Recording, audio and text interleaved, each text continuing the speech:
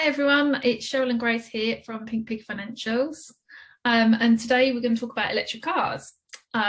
So you're probably aware of the government trying to get everybody over to electric cars or new cars only being produced by 2030. I need to put my teeth back in.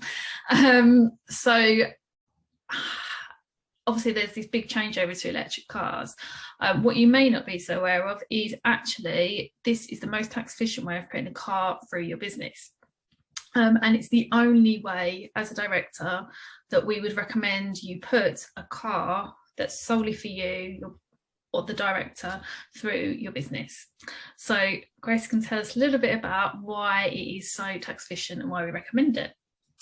Yeah, so the main thing for limited companies is capital allowances. So that's basically a type of tax relief you get when you're buying assets. So for electric cars, you get something called first year allowance. And that essentially means it's 19% of the cost of the vehicle off your corporation tax bill at the end. And that's a lot higher if it was any other car, if it wasn't an electric car. It wouldn't be 19%, it'd be a lot less than that. So that's a nice chunk off your year-end corporation tax bill. Yeah, and there's also personal tax benefits as well in terms of benefits in kind. So if you have a company car, it would normally be a benefit in kind and you'd have to report it on a P11D. So the rates for that are much lower for electric cars. They're only 2% now, aren't they? Yeah, I think it's 1 or 2%. Yeah, I'm sure that in the budget they announced it was 2% from this current 21-22 tax year onwards. Oh, that's good. Yeah, I think that's up until 2025 or something. Yeah, so it has been fixed for quite a while, so it's really good, isn't it? And with VAT as well, can't you claim the VAT back if it's purely a business car? Yes, that's better than you can get that back, so that's great. Yeah, it is. And what about the chargers? Because I know you can put the chargers through the business as well, can't you? Yeah, so I think you get they're trying to incentivize it, so I think generally you get grants to cover 50% from the dealership, but that's not specific to company cars. But you can get charging points installed in at the workplace or at home without a benefit in kind arising. So that's great. I don't know too much about the grants, to be honest, but I suppose that depends on the dealership it's coming from. Yeah, I know the dealership's really good at explaining what grants are available and aren't available. I know the charger one is due to end in April, but who knows with the government? Anything could happen. They're definitely going to push it, aren't they? So they might extend it. Yeah, they may do. And you also get a grant off the actual car as well, don't you? And that's actually in the dealership, so they'll just reduce the amount of your car, which is great. The only problem is on the P11 for the benefit in kind, it is on the full amount of the car, not the discounted from the I can't say my words. Yeah, like the list price plus if you get any grant extras. Yeah. That's cool. And also with charging, so obviously if you're using the charger point that you install at your workplace to charge your vehicle, if there's any private use, it's all included in that benefit in kind amount. But if you was charging it, say, from your home, which hasn't been paid for by the company, then you get a mileage rate as well, don't you? Yes, is it 4p per mile, which is good. Yeah, and that's much better. Obviously, if it wasn't an electric car, that private use, you'd have to account for it, and that would be a benefit in kind. Yeah, another benefit in kind. I love to get with fuel. Obviously, you don't have to fill up an electric car, but if it was not an electric car, you'd have to pay the fuel benefit in kind as well. So it's all tied up in that. No, so it really does seem that electric is the way to go. I know I personally have been a bit worried about charging and the range and how long extra it's going to take you to get to places, but actually I don't think it's going to be that much of an issue, is it? And maybe if we're saving ourselves a few £100 a month, then it's worth it. Yeah, I suppose you've got to weigh it up and see what one's best for you. if the range is really important to you and you don't think that's feasible, then that's understandable. But it seems like they're getting better every year, aren't they? And we'll go further. And on that note, I know when I looked into it a little bit, the dealership said, depending on which car you get, and obviously this is all dependent on the make and model, but some of the cars where the battery life isn't that great at the moment, then maybe it's not the right time to buy, but you can lease it instead.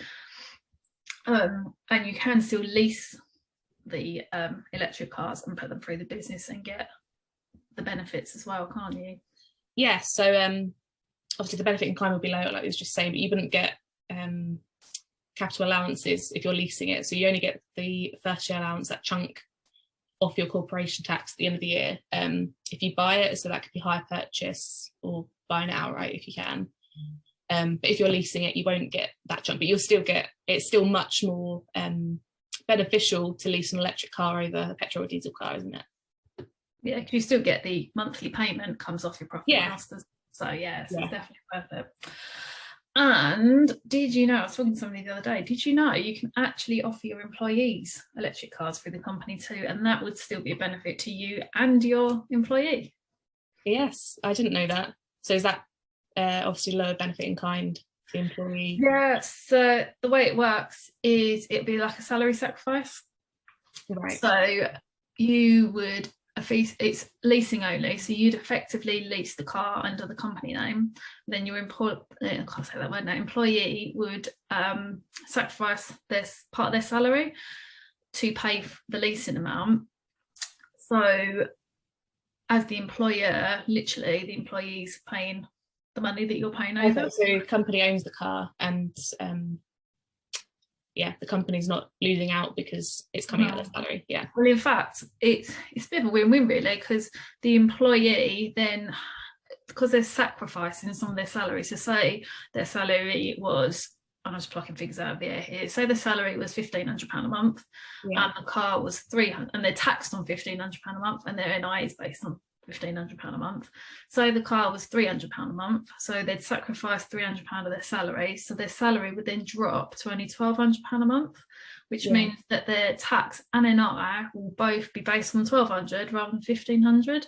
So it reduced their tax bills and their NI bills, which is brilliant. And you can't do that with petrol or diesel, can you? No, can't do that with petrol or diesel.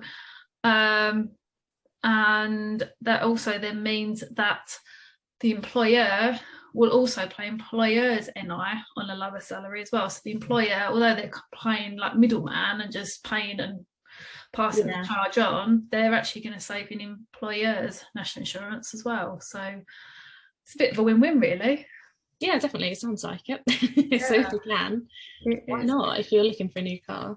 Exactly. So I think that's a really great scheme that we can, or that business owners can then offer as an incentive to their employees as well. So something to consider if that's what they want. And we do have a contact that we could therefore recommend they can use to do that.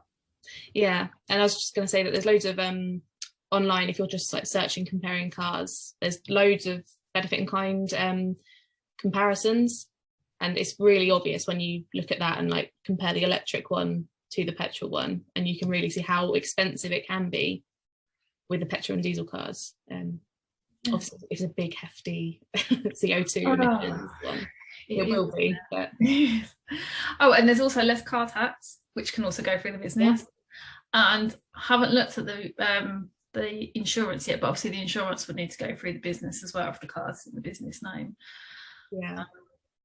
So yeah, that'd be more things that you're getting out your personal name that you're drawing dividends for to pay. Company will pay it and save corporation tax on it as well. So yeah, win-win, isn't it? Win-win. Yeah. Brilliant. So I hope that's answered some of your electric car questions. If you have got any more questions, then please don't hesitate to get in touch with us.